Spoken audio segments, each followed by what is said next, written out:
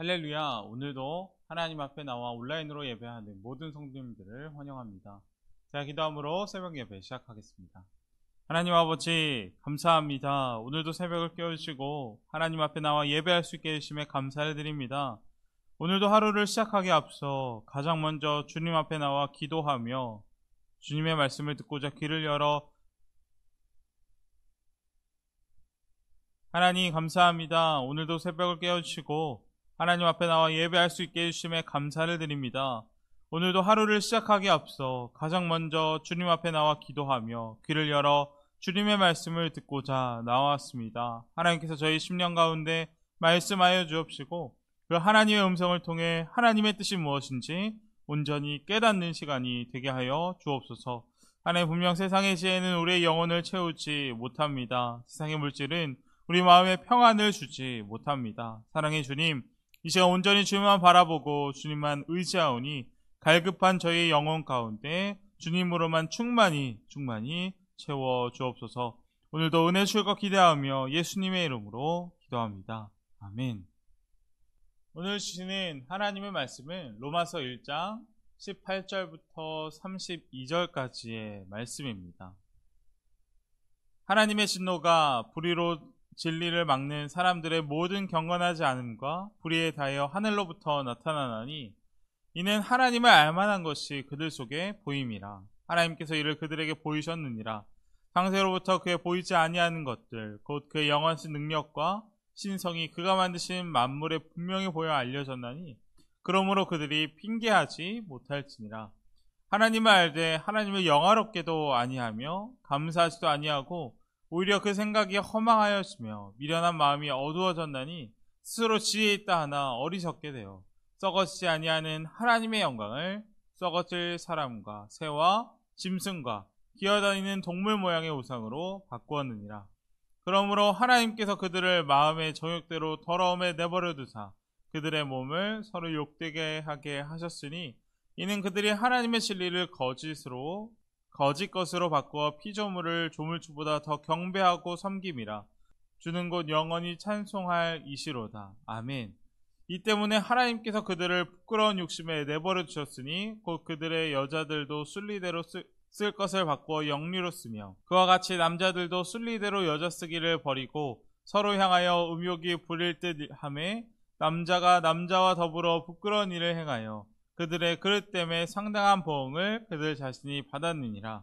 또한 그들이 마음에 하나님 두기를 싫어하며 하나님께서 그들을 그 상실한 마음대로 내버려 두사 합당하지 못한 일을 하게 하셨으니 곧 모든 불의, 추악, 탐욕, 악의가 가득한 자요, 시기, 살인, 분쟁, 사기, 악독이 가득한 자요, 수근수근하는 자요, 비방하는 자요, 하나님께서 미워하시는 자요, 능욕하는 자요, 교만한 자요, 사랑하는 자요, 악을 도모하는 자요, 부모를 거역하는 자요, 우매한 자요, 배약하는 자요, 무정한 자요, 무자비한 자라. 그들이 이 같은 일을 행하는 자는 사형에 해당한다고 하나님께서 정하심을 알고도 자기들만 행할 뿐 아니라 또한 그런 일을 행하는 자들을 옳다 하느니라. 아멘. 저희는 저번 시간부터 로마서의 말씀을 보며 함께 은혜를 나누고 있습니다. 그래서 저희는 먼저 로마서의 기록 목적에 대해서 살펴보았는데 로마서가 저희에게 특별한 것은 무엇이었습니까? 바로 로마서가 복음에 관해 가장 정교하고 자세하게 기록된 성경이라는 것입니다. 바울의 다른 편지들은 바울 자신이 개척해서 세운 교회에 문제 해결을 위해 보낸 편지였거나 또한 자신의 제자에게 편지를 쓴 것이 신약 성서가 되었던 것입니다. 하지만 로마서는 달랐습니다. 로마 교회는 바울이 개척한 교회도 아니었고 또 바울은 그곳에 한 번도 가보지 못했습니다. 하지만 바울은 자생적으로 세워진 로마 교회, 정말 작고 작은 가정교회였지만 그곳에 복음이 반드시 필요하다라는 것을 알았습니다. 왜 그렇습니까? 여러 이단의 공격들, 다른 복음, 율법주의와 같은 여러 위협이 로마 교회를 어지럽혔기 때문입니다. 그래서 바울은 그들을 위해 붓을 들고 로마서를 쓰기 시작한 것입니다. 사실 바울에게 있어서 로마 교회는 아주 중요한 곳이었습니다. 왜냐하면 로마가 전 세계로 향하는 선교의 출발점이 되기 때문입니다. 우리가 알다시피 바울은 세 차례 선교 여행을 통해 소아시아 여러 곳에 복음을 전했습니다. 하지만 바울은 그것으로만 만족하지 않고 땅끝, 그 당시 땅끝이라고 불렸던 스페인으로까지 가서 복음을 전하기 원했습니다. 그리고 땅끝 스페인으로 가려면 반드시 로마를 거쳐야 했는데 로마 교회가 복음에 바로 서 있어야 전 세계로 뻗어나가는 선교의 출발점이 될 것을 알았던 것입니다. 그래서 바울은 붓을 들고 편지를 쓰기 시작했습니다. 로마 교회 성도들에게 복음이 무엇인지, 구원이 무엇인지, 하나님의 뜻이 무엇인지 정교하게 기록하기 시작했던 것입니다.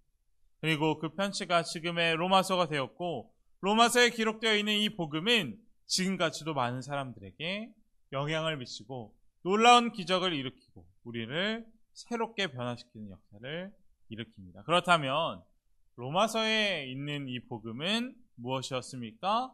바로 예수 그리스도였습니다. 저번 주에 함께 말씀을 나누었듯이 복음은 좋은 소식이라는 뜻으로 그 당시 사람들에겐 너무나도 익숙한 단어였습니다. 먼저는 헬라인들에게 복음은 로마 황제와 관련된 단어였다고 했습니다. 황제의 탄생이나 왕의 등극을 선포하는 단어가 바로 좋은 소식, 복음이었습니다. 그리고 두 번째로 이스라엘 사람들에게도 복음은 익숙한 단어였습니다. 왜냐하면 구약 성경의 약속대로 정말 메시아가 이스라엘 백성들에게 찾아오셔서 이교도들을 무찌르고 성전을 정화하고 로마의 압제에서 자신들을 구출해줄 세상에 하나님의 정의를 가져오는 것이 바로 복음이었기 때문입니다. 하지만 그들의 복음, 헬라인이나 유대인이나 그들의 복음은 어떤 복음밖에 되지 않습니까? 편협한 복음밖에 되지 않습니다. 그들의 복음은 자기 자신들만을 위한 복음이었고 자기 민족, 자기 백성들에게만 좋은 소리가 될 뿐이었습니다. 그러나 하나님은 그런 편협하고 이기적인 복음이 아니라 모든 세상 사람들에게, 모든 백성들에게 좋은 소식, 복음을 들려주었습니다. 그 복음은 무엇입니까? 바로 예수 그리스도입니다. 하지만 많은 사람들은 이 복음을 어떻게 하였습니까? 하나님께서 모든 사람들을 구원해 주시기 위해서 예수님을 이 땅에 보내주셨는데도 불구하고 사람들은 복음을 복음으로 받지 않았습니다. 고린도전서 말씀에 나와 있던 복음은 유대인들에게는 꺼리끼는 것이었고 헬라인들에게는 미련한 것이었습니다. 왜 그렇습니까? 먼저 유대인들은 신명기 말씀에 근거해서 나무에 달린 자는 하나님의 저주를 받은 사람이라고 생각하였습니다. 따라서 그들은 나무 십자가에 달린 예수님을 저주받은 자로 생각한 것입니다. 앞서 말했던 것처럼 분명 그들에게 복음, 그 메시아가 온다는 것은 능력, 승리, 장엄함을 의미하지만 십자가는 정반대였던 것입니다. 오히려 십자가는 연약함, 수치, 패배를 뜻한 것입니다. 그들에게 나무 십자가에 달린 그 예수님은 절대 좋은 소식, 메시아가 될 수 없었던 것입니다. 그리고 이것은 헬라인들에게도 마찬가지였습니다. 헬라인들에게 십자가는 미련한 것입니다. 왜 그렇습니까? 신이 십자가에 달려 죽음을 당한다는 것은 그들의 생각 가운데 절대 있을 수 없었기 때문입니다.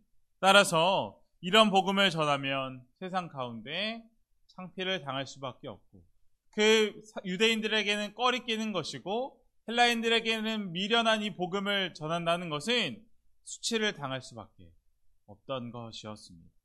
그러나 정말 그들의 생각대로 십자가는 연약한 것이고 부끄러운 것입니까? 절대 그렇지 않습니다. 십자가는 하나님의 능력이 됩니다. 분명 하나님의 미련한 것이 사람보다 지혜 있고 하나님의 약한 것이 사람보다 강할 줄 믿습니다.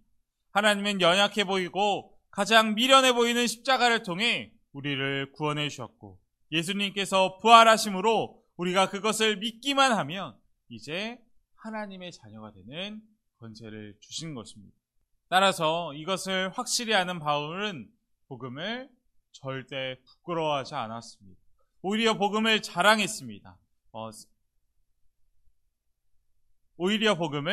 자랑했습니다. 로마서 1장 16절 말씀입니다. 내가 복음을 부끄러워하지 아니하노니 이 복음은 모든 믿는 자에게 구원을 주시는 하나님의 능력이 됩니다. 아멘. 우리도 그 바울이 자랑했던 복음, 확실히 붙잡았던 복음을 우리도 붙잡았으면 좋겠습니다. 우리는 때로 복음을 어떤 교리나 윤리적으로 생각할 때가 있습니다. 그러나 복음은 절대 그런 건 아닙니다. 복음은 우리의 실존입니다. 예수님께서 우리 마음 가운데 찾아오셨고 우리의 주인이 되었습니다. 예수님께서 우리 마음 가운데 찾아오셨는데 어떻게 우리가 여전히 옛사람의 모습으로 남아있을 수 있겠습니까? 예수님께서 우리 마음 가운데 찾아오셨는데 어떻게 여전히 우리가 죄 가운데 있을 수 있겠습니까? 그래서 바울은 이 복음이 하나님의 능력이라고 말하는 것입니다. 분명 복음은 하나님의 능력이 됩니다. 왜 그렇습니까? 복음은 세상의 어느 누구도 부럽지 않게 하고 우리가 어떤 형편에 있든지 우리를 감사하게 합니다. 그리고 그 복음 때문에 우리는 무명하나 유명한 자가 되고 근심하는 자 같으나 항상 기뻐할 수 있습니다. 때로는 우리가 가난한 자 같으나 많은 사람을 부유하게 할 수 있고 아무것도 없는 자 같으나 모든 것을 가진 자가 됩니다.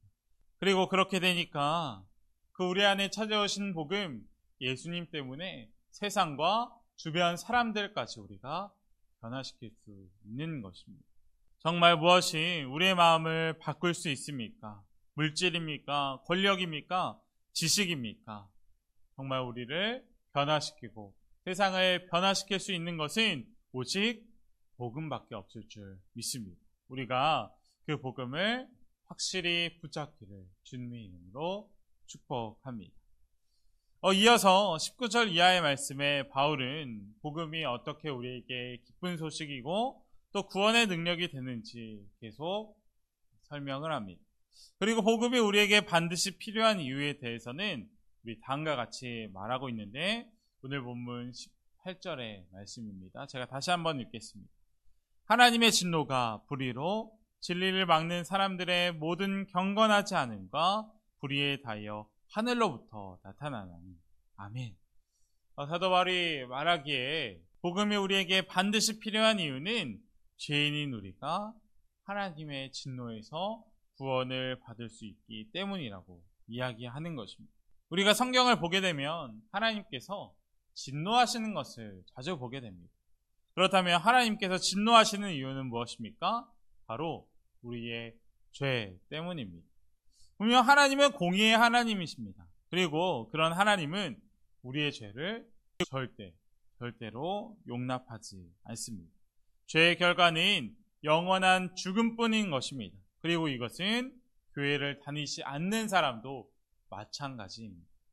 분명 사람이라면 누구나 다 하나님이 계시고 하나님이 천지를 창조하셨다는 것을 알게 되어 있습니다. 왜 그렇습니까? 우리가 하나님을 눈으로는 볼 수 없지만 많은 증거들이 있기 때문입니다. 사람은 태어날 때부터 선과 정의와 불의를 구분하는 양심을 가지고 태어났습니다. 오직 사람만이 자신을 인식할 수 있는 놀라운 지성을 가지고 있고 독창적이고 아름다움을 추구하고 복잡한 여러 가지 언어로 말하며 죄를 인식하고 죄책감을 느끼며 하나님에 대한 갈망이 있고 영혼에 대한 갈망이 있고 영원한 것과 교제하려는 종교성을 가지고 있습니다. 왜냐하면 하나님께서 우리를 그렇게 하나님의 형상대로 만드셨기 때문입니다. 또 자연 속에도 하나님을 알 수 있는 증거들이 분명히 보입니다. 자연에는 하나님의 위대한 능력과 놀라운 지혜, 아름다움과 질서에 대한 사랑, 하나님의 신실하심과 주권이 드러나 있습니다. 이 놀라운 천지 만물을 지으신 하나님 앞에 우리는 절대 하나님을 부인할 수 없는 것입니다. 그래서 바울도 오늘 본문에 뭐라고 우리에게 말하고 있습니까? 20절 말씀입니다. 창세로부터 그의 보이지 아니하는 것들, 곧 그의 영원하신 능력과 신성이 그가 만드신 만물에 분명히 보여 알려졌나니 그러므로 그들이 핑계하지 못할지니라. 아멘. 사람들은 하나님의 진노와 심판 앞에 하나님을 몰랐다고, 하나님을 알지 못했다고 절대로 핑계되지 못하는 것입니다. 오늘 본문을 보며 우리가 알 수 있는 것은 사람들은 하나님을 알면서도 죄를 짓고 살아간다는 것입니다. 그리고 이것은 하나님을 믿는다는 우리도 다를 것 없습니다. 우리가 짓는 죄의 대부분은 죄인 줄 알면서 짓는 죄들입니다. 우리도 하나님을 믿고 있지만 우리 마음에 때로 이 정도는 괜찮겠지, 이건 어쩔 수 없어라며 죄를 합리화할 때가 있습니다. 하나님을 믿지만 마음에 죄를 품으면 그 순간 하나님은 보이지 않습니다. 하나님이 안 계시는 것처럼 하나님을 부인하는 사람같이 행동하게 되는 것입니다. 그리고 하나님은 그 우리의 인간의 죄 앞에 무서운 진노를 하십니다. 그리고 그 진노는 어떻게 나타납니까? 하늘에서 벼락이 떨어지거나 하늘에서 불이 내려와 죄 가운데 있는 사람을 심판하십니까? 아닙니다. 성경은 하나님께서 우리의 인간을 심판하는 방법이 우리 인간을 죄 가운데 내버려 두는 것이라고 말씀하십니다. 로마서 1장 28절 말씀입니다. 또한 그들이 마음에 하나님 두기를 싫어하며 하나님께서 그들을 그 상실한 마음대로 내버려 두사 합당하지 못한 일을 하게 하셨으니. 아멘. 오늘 말씀을 보면 하나님이 우리를 죄 가운데 내버려 두사라는 말씀이 3번이나 반복되고 있습니다. 그리고 이것을 보면 알 수 있는 것은 하나님의 무서운 심판 가운데 하나는 죄 가운데 우리를 그냥 내버려 두신다라는 것입니다. 그리고 그 결과 우리 인간은 동성애부터 시작해서 각종 죄에 빠져 살아가게 되었습니다. 거기에는 절대 행복이 있을 수 없고 기쁨이 있을 수 없습니다. 더 무서운 것은 29절부터 30절까지의 말씀을 보면 하나님께서 사형에 해당하는 죄로 정하신 항목들이 나오게 되는데 거기에는 우리도 별것 아니라고 생각하는 쉽게 저지르는 죄들이 열거되고 있습니다. 시기, 분쟁, 수근거리는 자, 오만한 자, 자랑하는 자, 부모를 거역하는 자, 우매한 자, 신의가 없는 자, 무정한 자, 무자비한 자 등등. 우리가 분명 이것들이 죽을 죄에 해당한다라는 것을 깨달아야 할 것입니다. 분명 우리가 하나님을 확실히 붙잡지 않는다면 하나님은 그 죄들에 우리를 내버려 두실 것입니다. 우리가 분명 이것들이 죽을 죄에 해당한다는 것을 분별하지 못한다면 우리는 이런 것들이 마음에 자리 잡을 때 그냥 방치해 둘 것이고, 그러면 우리의 영은 완전히 죽게 될 것입니다. 그러나 반면 우리가 이런 죄를 방치하거나 내버려 두는 것이 아니라 다시 한번 하나님께서 원하시는 것이 무엇인지 분별하고 우리 안에 계신 예수님을 바라보고 우리의 마음을 지킨다면 우리는 하나님께서 주시는 기쁨으로 충만해질 줄 믿습니다. 오늘 말씀을 보며 우리는 선택해야 할 것입니다. 분명 전지전능하신 하나님께서 마음대로 못하시는 것이 딱 하나 있습니다. 그것은 바로 우리 인간들의 마음을 조종하는 것입니다. 그 이유는 무엇입니까? 하나님은 우리를 하나님의 형상대로 만드셨고 자유의지를 주셨기 때문입니다. 그래서 하나님은 우리 스스로 하나님을 따를지 마귀를 따를지 선택할 수 있게 하셨습니다. 분명 우리가 마음으로 하나님을 받아들이면 하나님은 모든 것을 이루어 가십니다. 앞서 말한 것처럼 복음의 능력이 우리 가운데 또 우리 주변에 나타나게 될 것입니다. 그러나 우리가 마음으로 하나님을 거부한다면 하나님은 우리를 죄 가운데 내버려 두실 수밖에 없는 것입니다. 우리는 이 세상 가운데 무엇을 선택하며 살아가시겠습니까? 지금 이 세상에는 하나님을 부인하며 살아가는 사람들이 정말 많이 있습니다. 이제는 어디 가서 자신의 믿음을 고백하는 일이 어색해질 정도가 되었습니다. 그러나 이런 세상 가운데 여전히 하나님은 하나님이 살아계심을 삶으로 증거한 자들을 찾고 계실 줄 믿습니다. 우리가 하나님께 온전히 우리의 마음을 올려드리기 원합니다. 항상 주님을 바라보는 사람을 통해 주님은 놀랍게 역사하실 것입니다. 분명 어둠이 빛을 이길 수 없습니다. 우리가 우리에게 주어진 복음의 능력, 예수님을 붙잡아 이 세상 가운데 하나님의 진정한 빛과 사랑을 증거하는 삶을 살아가는 우리 모두가 되기를 주님의 이름으로 축복합니다. 함께 기도하겠습니다. 첫 번째로 기도할 것은 우리가 하나님 앞에 알면서도 짓는 죄가 있는지 돌아보고 하나님의 뜻을 선택하며 살아가는 자들이 되게 해달라고 기도하겠습니다. 분명 우리는 내버려진 존재가 아니라 이 땅 가운데 보냄을 받은 자, 하나님의 부르심을 받은 자들입니다. 우리가 다시 한번 우리 마음 가운데 있는 예수님을 바라봄으로 하나님을 증거하는 삶을 살아가는 우리 모두가 되게 해달라고 이 시간 함께 기도하겠습니다. 두 번째로 기도할 것은 이제 수능이 얼마 남지 않았습니다. 수능을 치르는 학생들을 위해 기도하고 또 환우분들이 있습니다. 하나님께서 환우분들을 치유의 손으로 만져달라고 지금 함께 기도하며 나아가겠습니다. 자, 기도함으로 모든 말씀을 마치겠습니다. 하나님 감사합니다. 오늘도 은혜 주시고 말씀하여 주시니 감사를 드립니다. 하나님, 저희가 오늘 말씀을 보며 다시 한번 우리 자신을 돌아보는 것은 우리가 무엇을 선택하며 살아가고 있는지 돌아보았습니다. 하나님을 믿으면서도 세상을 따라 사는 것은 아닌지, 죄를 선택하는 것은 아닌지 우리의 마음을 돌아봅니다. 하나님, 저희가 이제는 주님만 선택하고 주님만 바라보기 원합니다. 복음은 하나님의 능력이라고 하셨사오니 우리 마음에 찾아오신 그 주님 바라봄으로 우리가 끝까지 하나님의 자녀로 살아갈 수 있도록 붙잡아 주옵소서. 하나님, 우리의 힘과 노력으로는 되지 않음을 믿습니다. 오직 은혜로만 가능할 줄 믿습니다. 성령 하나님, 저희 마음 가운데 세임 주셔서 주님 주시는 힘으로 세상을 능히 이겨나가는 저희 모두가 되게 하여 주옵소서. 이 모든 말씀 예수님의 이름으로 기도합니다.